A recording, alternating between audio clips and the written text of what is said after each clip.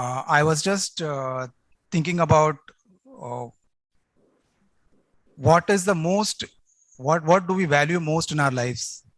और मैं इस विषय में सोच रहा था कि हमारे जीवन में सबसे अधिक मूल्य हम किस बात को देते हैं। When a child is born and when it comes into the world, we give them some gifts sometimes, the children. जब किसी बच्चे का जन्म होता है, वो इस संसार में आते हैं, तो हम उन्हें कुछ प्रकार के तोहफे या गिफ्ट्स देते हैं। Sometimes we give a toy to that small child. कभी-कभी उस छोटे बच्चे को हम एक खिलौना देते हैं। And after some time we find that the child is so attached to that toy that it doesn't want to share it with anyone. It is mine. और कुछ समय बाद हम पाते हैं कि वो बच्चा उस खिलौने से इस प्रकार जुड़ जाता है कि वो उसको जकड़े रहता है, वो किसी के साथ उसे बांटना नहीं चाहता। वो कहता है नहीं, ये खिलौना तो मेरा है केवल। And it holds it with the firm grip. It is mine. I don't want to share with anyone. और वो एक मजबूत पकड़ कर उसे पकड़ कर रहता है और कहता है कि नहीं, मैं इसे किसी और के साथ साझा नहीं करने वाला। Then what happens is that it is so difficult to pull it out, pull that from that person, that child's heart, from the child's hand. और फिर ये होता है कि वो खिलौना उस बच्चे के हाथ से खींचना या निकालना बिल्कुल मानो असंभव जैसा हो जाता है। So that is it is very dear to that child. क्योंकि वो बच्चे के लिए वो बहुत ज्यादा प्रिय या मूल्यवान हो जाता है। The same thing happens when we grow up. यही बात होती है जब हम भी बड़े हो जाते हैं। God in His mercy gives us some things in our lives. परमेश्वर अपने दया में हमें कुछ बातें अपने जीवन में देता है। Some blessings, some material blessings or something that God gives us. कोई आशीषें, कोई भौतिक वस्तुएं या कुछ भी जो परमेश्वर हमें देता है। And then we are so much attached to that we have such a firm grip on that we don't want to give it up. और फिर हम उससे इतना ज्यादा जुड़ जाते हैं, वो हमारे जीवन पर ऐसी पकड़ बना लेता है कि हम उसे छोड़ना ही नहीं चाहते। And then it reaches a point where it becomes so important to us that God is also on the side. That thing is more important to me. और फिर एक समय बाद वो इस हद तक पहुंच जाता है कि वो चीज ज्यादा मेरे लिए इतनी महत्वपूर्ण हो जाती है कि परमेश्वर तक किसी एक और बाजू हो जाता है और वो चीज मेरे लिए ज्यादा मुख्य, ज्यादा महत्वपूर्ण बनती है। We are constantly bombarded, constantly we are tempted to have something else other than God in our lives as a first. निरंतर हम परखे जाते हैं, निरंतर हम प्रलोभित होते हैं कि हमारे जीवन में परमेश्वर छोड़ कोई और व्यक्ति, कोई और वस्तु हमारे लिए प्रथम स्थान ले ले। It is not that once and for all it is gone, but every day there is a new challenge. ये ऐसा नहीं कि हमारी एक बार परीक्षा हो गई और फिर कभी नहीं हुई, नहीं, पर हर दिन एक नई चुनौती हमारे सामने होती है। God desires that whatever we have, we give Him everything. परमेश्वर की ये चाहत है, जो कुछ हमारे पास है हम सब कुछ उसे दे दे। We know that when Jesus was tempted in the wilderness, when the Satan came to tempt him, हम जानते हैं कि जब यीशु मसीह उस जंगल में परखा जा रहा था और शैतान वहां आया उसकी परीक्षा लेने के लिए। in Matthew 4, मत्ती उसके 4थे अध्याय में 8 and 9 verse, 8वां और 9वां वचन, it's written there, the devil took him to a very high mountain and showed him all the kingdoms of the world and their glory, and said to him, all these things I will give to you if you fall down and worship me. और वहां लिखा है, फिर शैतान ने उसे बहुत ऊंचे पहाड़ पर ले गया और सारे जगत के राज्य और उसका वैभव दिखाकर उससे कहा, यदि तू गिरकर मुझे प्रणाम करे तो मैं ये सब कुछ तुझे दे दूंगा।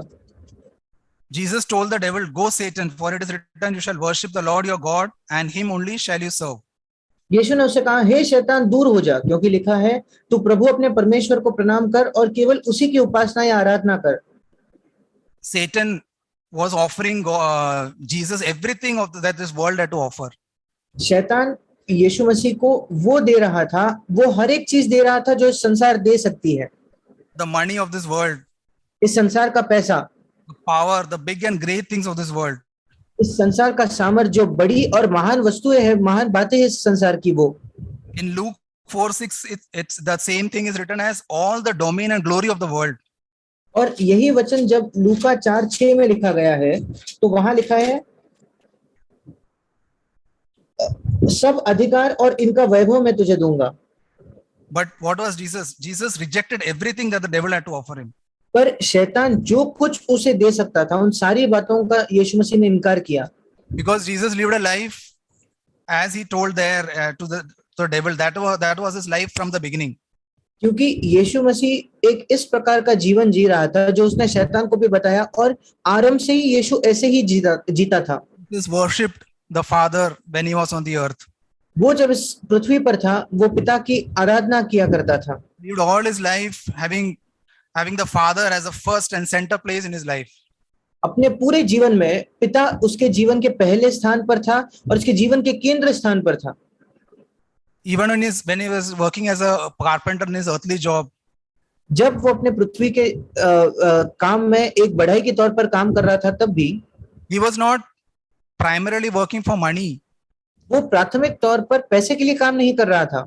He need money to survive, but that was not the primary focus of Jesus' life.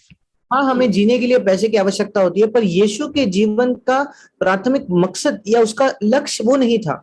But even through all his job, everything, he wanted to glorify his Father. पर उन सारी बातों में भी, उसके नौकरी के द्वारा भी वो अपने पिता को महिमा लाना चाहता था। He never wanted honor or respect from people when he lived on this earth. वो कभी भी लोगों से आदर की अपेक्षा नहीं करता था, जब वो इस सम्मान की अपेक्षा नहीं करता था जब वो इस संसार में जिया। He lived only to please God in his life, in everything. वो केवल इसलिए जिया ताकि अपने जीवन में हर एक बात में वो अपने पिता को प्रसन्न कर सके। And he knew what was his father's heart and what his father sought for more than anything else. और वो जानता था कि उसके पिता का हृदय कैसा है और किसी भी दूसरी बात से ज्यादा उसका पिता क्या खोज रहा है। And what the father sought for all of us is what he told the Samaritan woman. और पिता हम सब में यही खोजता है जो यीशु ने उस सामरी स्त्री को बताया। In John 4:23 we read that. यूहन्ना 4:23 में हम ये पढ़ते हैं। That woman was seeking after something that could never satisfy her. वो स्त्री ऐसे बातों के पीछे थी कि जो उसे कभी संतुष्ट नहीं कर पाते। And Jesus has a permanent solution for that problem. और उस समस्या का हमेशा का हल यीशु के पास है। He said, "Come to drink from the living water that will satisfy." जब वो कहता है कि उस जीवते पानी से पीना जो हमें वाकई में संतुष्ट करेगा। And he says in John 4:23 that the Father seeks for those who worship him in spirit and in truth. और यूहन्ना 4:23 में वो कहता है कि पिता उन्हें खोज रहा है जो अब उसकी आराधना आत्मा और सच्चाई से करेंगे। This is what God desires in my life and seeks from me most. यही परमेश्वर मेरे जीवन से चाहता है और सबसे ज्यादा वो खोज भी रहा है। That I be a worshipper. कि मैं एक आराधना करने वाला बनूं। That God has been convicting me the areas where I have not given God the first place in my life. और परमेश्वर मुझे अपने जीवन में ऐसे क्षेत्र दिखा रहा है जिन क्षेत्रों में मैंने अब तक परमेश्वर को पहला स्थान नहीं दिया है। I find always a longing and a temptation to have something else than God to take the first place. मैं पाता हूँ कि निरंतर मेरे अंदर एक लालसा होती है, एक प्रलोभन होता है कि परमेश्वर छोड़ किसी और वस्तु को मैं पहली स्थान दे दूं। Because our self is always craving for something other than God. क्योंकि हमारा स्वयं जो है वो निरंतर परमेश्वर छोड़ किसी और वस्तु की लालसा करता है। When we constantly do something, like when we are working in our job or many things that we do, when we have our children, we get after a long time. जब हम निरंतर कुछ बातें करते हैं, जैसे हमारी नौकरी है जैसे हम कर रहे हैं, या अगर हमें बहुत समय बाद बच्चे होते हैं, तो there is a tendency to give that first place to that thing or that child or whatever, that someone else than God. हमारे अंदर ये फितरत होती है कि उस व्यक्ति या उस वस्तु को, हमारी नौकरी हो या बच्चा हो, उसको हम परमेश्वर के जगह पहली स्थान अपने जीवन का दे दें। It can be anything. It can be whom I love more than anyone. वो कुछ भी हो सकता है, कोई भी हो सकता है जिसे मैं बहुत ज्यादा प्रेम रखता हूँ। We can even worship ourselves. Satan sought for worship. और कभी-कभी हम अपने आप की भी आराधना कर सकते हैं, जैसे शैतान भी यही चाह रहा था कि लोग उसकी आराधना करें। And secretly seek for worship in our hearts which no one else knows. हम गुप्त रीति से ये खोज कर सकते हैं कि लोग हमारी आराधना करें, और जिस लालसा के विषय में और कोई नहीं जानता। But God desires that He have the first place in our lives. पर परमेश्वर यही चाहता है कि उसका हमारे जीवन में प्रथम स्थान हो। Anything that takes the place of God in our heart is an idol. हमारे जीवन में कोई भी वस्तु या व्यक्ति जो परमेश्वर का स्थान ले ले, वो एक मूर्ति है।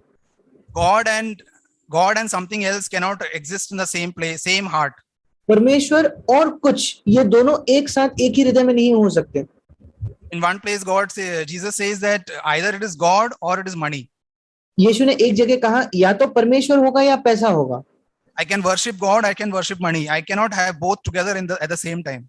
मैं परमेश्वर की आराधना कर सकता हूँ या मैं पैसे की आराधना कर सकता हूँ, पर मैं दोनों को एक ही समय नहीं रख सकता। I can love God and despise money. मैं परमेश्वर से प्रेम कर सकता हूँ और पैसे को तुच्छ जान सकता हूँ। Or I can love money and despise God. या मैं पैसे से प्रेम करके परमेश्वर को तुच्छ जान सकता हूँ। One way that I can know that I am loving money is when my thoughts are always on making more and more and more and more. एक तरीका जिससे मैं जान सकता हूँ कि मैं पैसे से प्रेम करता हूँ, वो ये है कि मेरे विचार निरंतर यही सोचते हैं कि मैं ज्यादा पैसा कमाते रहूं। I'm not interested in the things of God. My mind is totally focused on making money and becoming great and big in the eyes of men. परमेश्वर की बातों पे मेरा बिल्कुल भी मन नहीं है। मेरा पूरा ध्यान है पैसा कमाने में और मनुष्यों की नजरों में बड़ा बनने में। And then that becomes an idol. I'll just have a religious whitewash before people. और फिर वो मेरे लिए एक मूर्ति बन जाएगी और केवल दूसरों के सामने मैं धार्मिकता का मानो मैंने चूना अपने आप पर लगाया हुआ है। It's not to God never does anything to condemn us, but to convict us and turn to God again.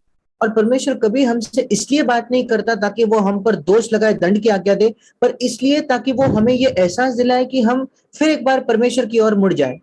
In the book of Romans, Paul explains the whole gospel. Romeo की जो पत्री है उसमें पौलुस पूरे सुसमाचार को समझाता है। And when after he has explained all that God has done for us, और एक बार वो ये सारी चीजों का वर्णन कर चुका है कि परमेश्वर ने हमारे लिए क्या किया है, then he says in Romans 12:1, फिर वो रोमियो 12:1 में कहता है, it's in another version, in a translation, the Living Bible translation is written like this. और लिविंग बाइबल का जो भावानुवाद है उसमें इस प्रकार लिखा गया है, So dear brothers, I plead with you to give your bodies to God. इसलिए हे मेरे प्रिय भाइयों, मैं आपसे विनती करता हूँ, अनुरोध करता हूँ कि आप आपके शरीरों को परमेश्वर को दे दे। Let them be a living sacrifice. आपके शरीर एक जीवित बलिदान के तौर पर रहे। Holy, the kind that he can accept. पवित्र और उस प्रकार के जिसे वो ग्रहण कर सके। And then it is written, when you think of what he has done for you, is this too much to ask? और फिर लिखा है कि जब तुम देखते हो कि उसने तुम्हारे लिए क्या किया है, तो क्या ये बहुत बड़ी बात है मांगने के लिए? We need to know what he has done for us, not just externally, but more and more to know what Jesus has done for us. और हमें ये जानने की आवश्यकता है कि उसने हमारे लिए क्या किया है, केवल बाहरी तौर पर नहीं, पर सचमुच हम जाने कि उसने हमारे लिए क्या-क्या किया है। And as we know him, we know that other things are not as much value. और जैसे जैसे हम उसे जानते जाएंगे, फिर हम देखेंगे कि बाकी बातों का इतना मूल्य नहीं है। It is written that is giving our bodies is a spiritual service of worship. और यहाँ ये लिखा है कि अपने शरीरों का बलिदान करना ये हमारी आत्मिक सेवा या आत्मिक आराधना है। We offer our bodies because Jesus offered himself to the Father. हम अपने शरीरों को इसलिए देते हैं क्योंकि यीशु मसीह ने अपने आप को पिता को दे दिया। He gave himself because of his love. He gave himself for us and for the church. उसने हमें और कलीसिया के लिए अपने आप को अपने प्रेम की वजह से दिया। His blood has cleansed us and he has justified us with his blood. उसके लहू ने हमें साफ किया है और उसके खून से हमें उसने धर्मी ठहराया है। Jesus gave us everything so that we might give our everything to him. That is what the purpose which with God has called us. यीशु मसीह ने अपना सब कुछ दे दिया ताकि हम उसको अपना सब कुछ दे दे। यही उद्देश्य है जिस उद्देश्य से परमेश्वर ने हमें बुलाया है। Abraham, we know about Abraham. हम अब्राहम के विषय में जानते हैं। He received a son after many years, a son of promise from God. और कई वर्षों बाद उसे एक बेटा, एक प्रतिज्ञा के द्वारा उसकी संतान हुई परमेश्वर के द्वारा। And then God asked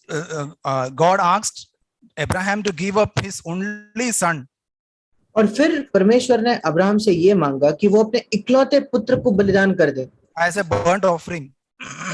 home बलि के तौर पर। God wanted Abraham to lay on the altar that which was so dear to him. परमेश्वर चाहता था कि अब्राहम उस वेदी पर उस वस्तु उस व्यक्ति को चढ़ाए जो उसके लिए सबसे मूल्यवान थी। That dear Isaac that he loved so much that he got after many years of waiting. वो प्रिय पुत्र इसहाक जिस पर वो इतना प्रेम किया करता था, जो कई सालों के इंतजार के बाद उसे मिला। God was testing Abraham whether he was ready to offer up the most precious in his heart to whether God will be first in his life. परमेश्वर अब्राहम को परख कर देख रहा था कि क्या अब्राहम अपने जीवन की सबसे मूल्यवान वस्तु दे देगा ताकि परमेश्वर को उसके जीवन में पहला स्थान मिले केवल। In Hebrews 11, इब्रानियों 11 में from 17 onwards we read about this, about Abraham. 17 वचन से आगे हम अब्राहम के विषय में पढ़ते हैं। By faith Abraham when he was tested offered up Isaac. विश्वास ही से अब्राहम ने परखे जाने के समय में इसहाक को बलिदान चढ़ाया। And he who had received the promises was offering up his only begotten son. और जिसने प्रतिज्ञाओं को सच माना था, वो अपना इकलौता बेटा दे रहा था। It was he to whom it was said, in Isaac your descendants shall be called. और जिससे ये कहा गया था, इसहाक से तेरा वंश कहलाएगा। He considered that God is able to raise up people even from the dead, from which he also received back as a type. 19 वचन, क्योंकि उसने मान लिया कि परमेश्वर सामर्थी है कि उसे मरे हुओं में से जिलाए, अतः उन्हीं में से दृष्टांत की रीति पर वो उसे फिर मिला। This is the type of faith and worship that God desires from me. इस प्रकार का विश्वास और इस प्रकार की आराधना की इच्छा परमेश्वर मुझसे रखता है। That whatever God has given us is not mine, it is still God's. कि जो कुछ brother, can you repeat? Whatever I have with me that God has given me is still not mine, it is God's. जो कुछ मेरे पास है, जो कुछ परमेश्वर ने मुझे दिया है, वो मेरा नहीं है, वो परमेश्वर का है। I don't want to hold everything with a firm grip that it is mine, it is mine. मैं सारी वस्तुओं को एक मजबूत पकड़ में नहीं रखना चाहता कि नहीं ये मेरी है, ये मेरी है। I want to open my palms and Lord, it is yours. I don't want to hold it so tightly. मैं अपने हाथों को खोलकर कहना चाहता हूं कि प्रभु ये सारी वस्तुएं आपकी है, मैंने बहुत मजबूती से पकड़कर जकड़कर नहीं रखना चाहता। I want you to be the first in my life. I want to grab hold of you more than anything else. मैं चाहता हूं कि तुझे मेरे जीवन में पहला स्थान मिले, किसी भी और वस्तु से अधिक मैं तुझे पकड़ना चाहता हूं प्रभु। It is if you are really honest, it is not easy to give up everything.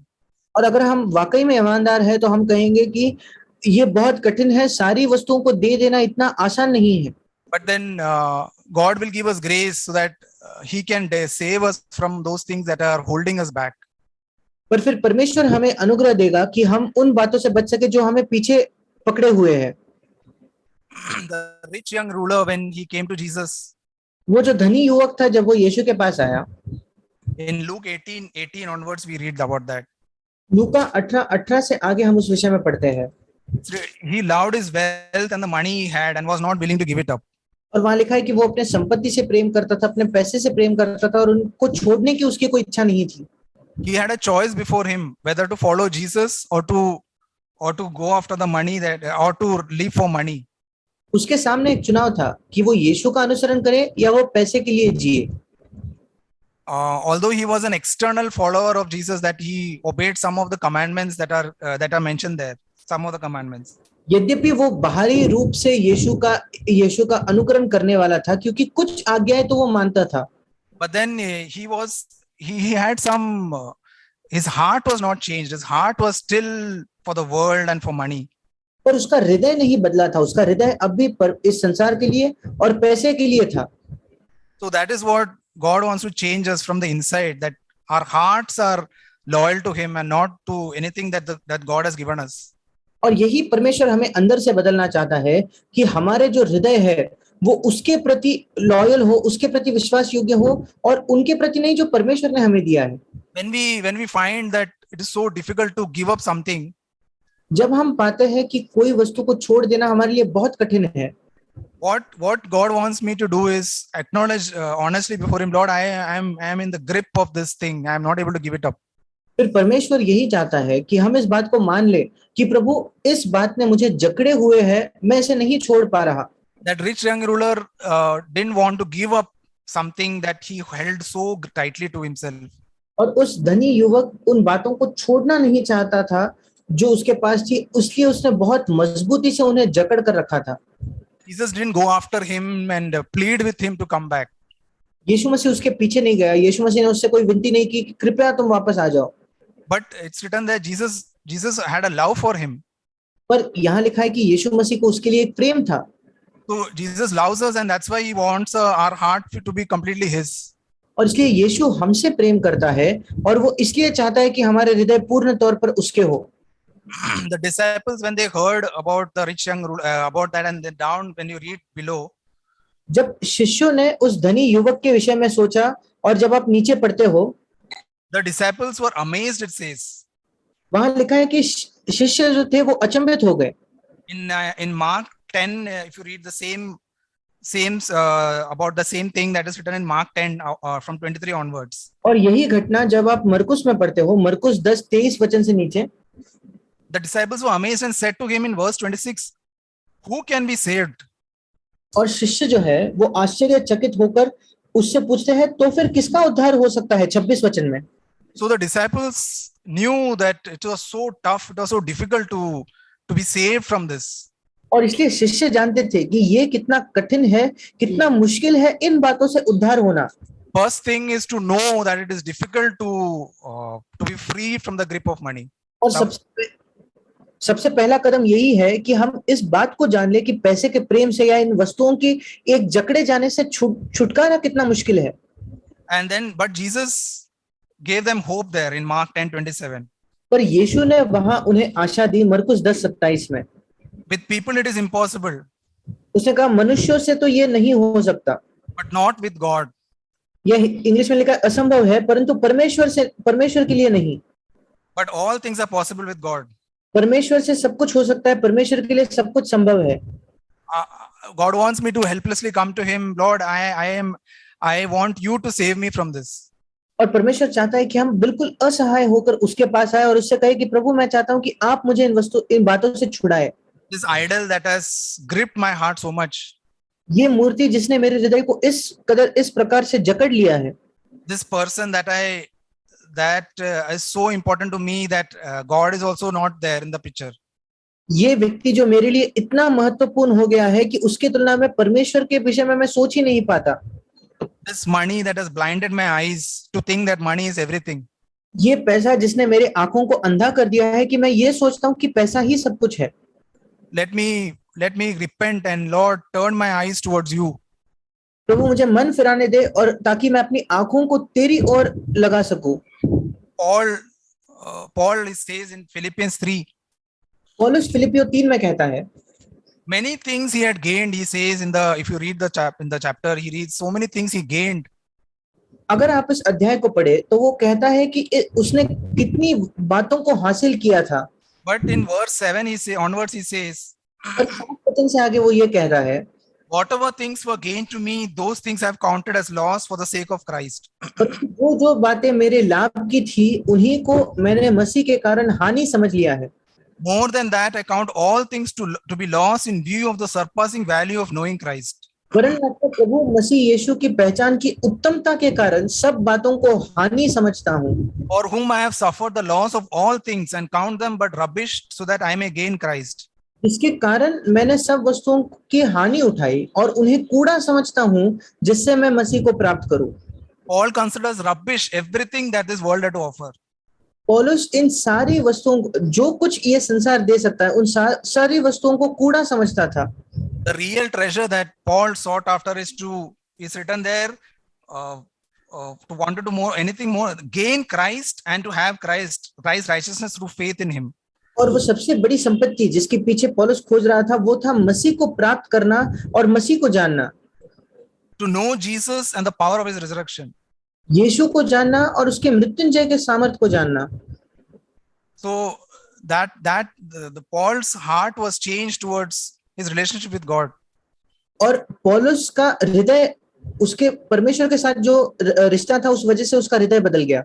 All the attractive things of this world became like nothing compared to know Jesus more, to know his love for him more. इस संसार की सारी जो आकर्षक बातें थी वो उसके लिए बिल्कुल कूड़ा समान बन गई ताकि वो मसीह को और अधिक जान पाए।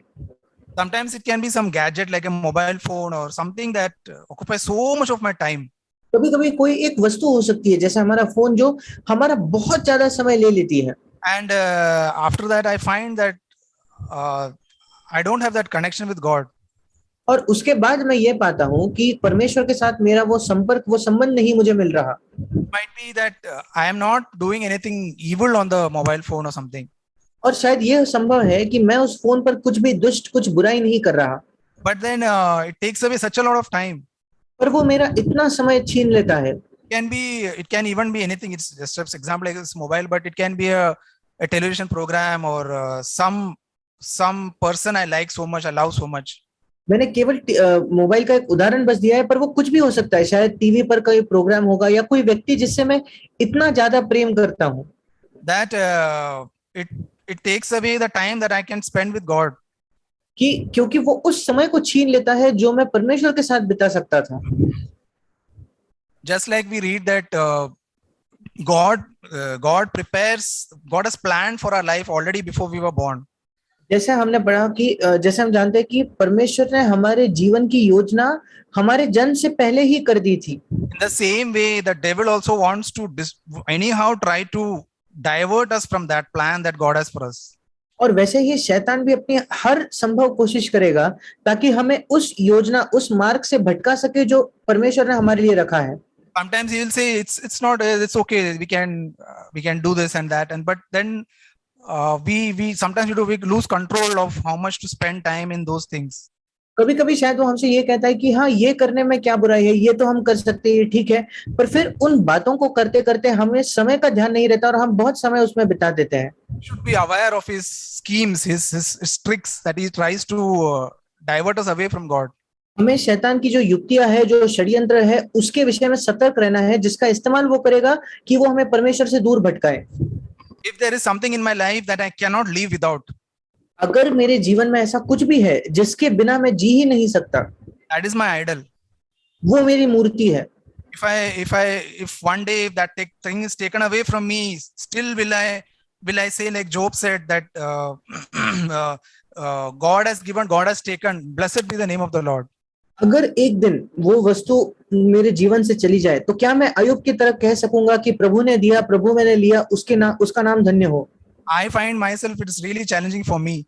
मैं अपने आप में पाता हूँ कि ये मेरे लिए एक बहुत बड़ी चुनौती है Like to give up everything so that only Christ is the first in my life.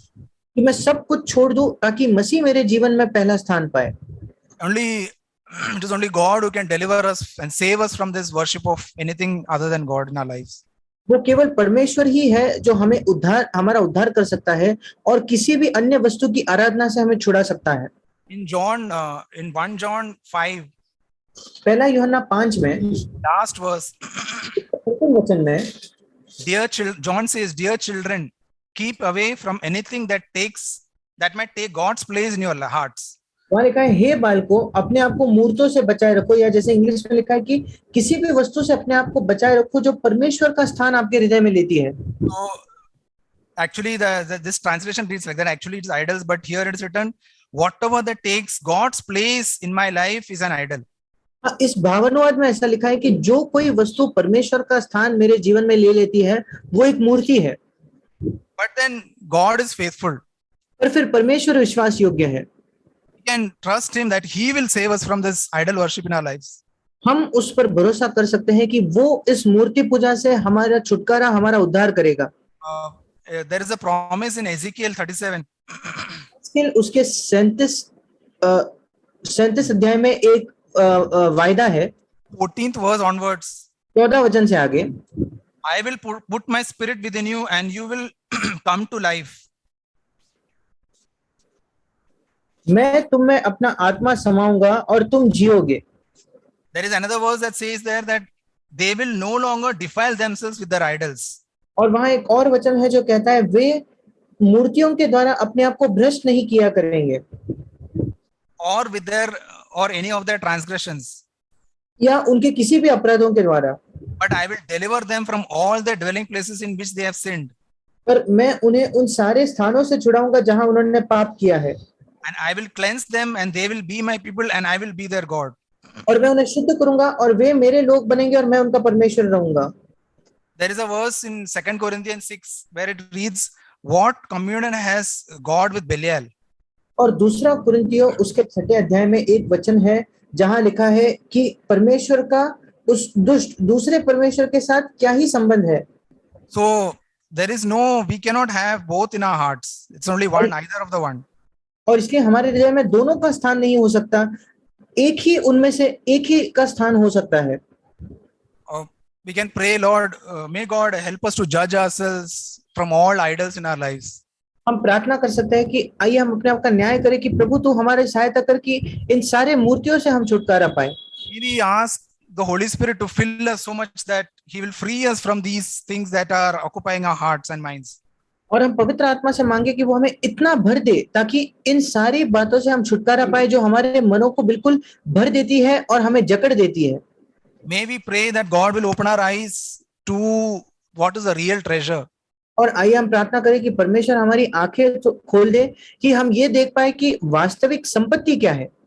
That what was this Paul who knew so much of the law? What was this that so much his heart was captivated by? कि वो क्या था जिसके वजह से पौलुस भी जो व्यवस्था को इतने अच्छे से जानता था कि पौलुस का हृदय भी किस विषय से ऐसा ग्रसित हुआ, ऐसा जकड़ गया। So that same longing, Lord, I want to know you more. Give me a longing to know Jesus more than anything. और वही लालसा कि प्रभु मैं तुझे अधिक जानना चाहता हूँ, मुझे ऐसी लालसा ऐसी इच्छा दे कि प्रभु मैं तुझे और जान पाऊं, मसीह को और जान पाऊं। So that I will be more and more closer in relationship with him. ताकि मैं अधिक और अधिक उसके संगति में आ सकूं। And I will repent of anything that has taken the place of God in my life. और मेरे जीवन में किसी भी चीज से मैं मन फिराऊं जिसने परमेश्वर का स्थान लिया है। There's a verse which says about we know about boasting that we hear. और हम जानते हैं घमंड करने के विषय में जो हम बार बार सुनते हैं। That boasting, the one who boasts is the one who worships himself. जो घमंड करता है ये वो व्यक्ति है जो अपने आप की आराधना करता है। If I boast about my strength or my wisdom, अगर मैं बढ़ाई करता हूँ मेरे सामर्थ के बारे में, मेरे बुद्धिमानी के बारे में, or how much powerful I am, or whatever I am, my might, या मेरे पास कितना सामर्थ है, कितना मैं शक्तिशाली हूँ, or maybe my riches, if I have the boasting attitude in me, या मेरे धन के विषय में अगर मेरे अंदर ये बढ़ाई करने का एक रवैया हुआ तो I am worshiping myself, I am not worshiping God. फिर मैं अपने आप की आराधना कर रहा हूँ, मैं परमेश्वर की आराधना नहीं कर रहा। And this is not something that I speak from my mouth. Sometimes in my heart there is a boasting. It's all in the heart. और कई बार ये ऐसा नहीं है जो मैं अपने मुंह से उसको कहता हूँ, कई बार ये बातें केवल मेरे हृदय में होती है।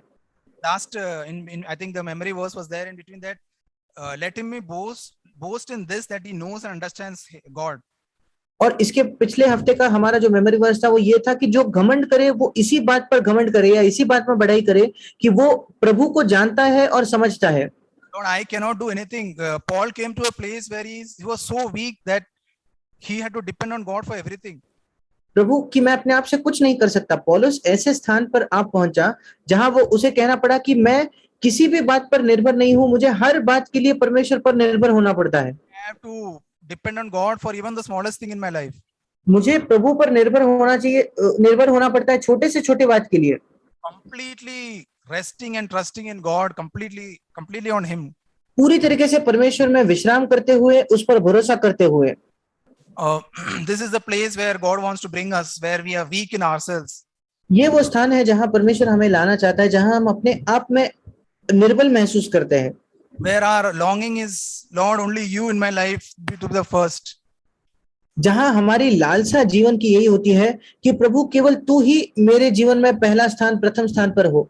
Where my prayer is always, Lord, is there anything that is taking your place? Remove it from my life.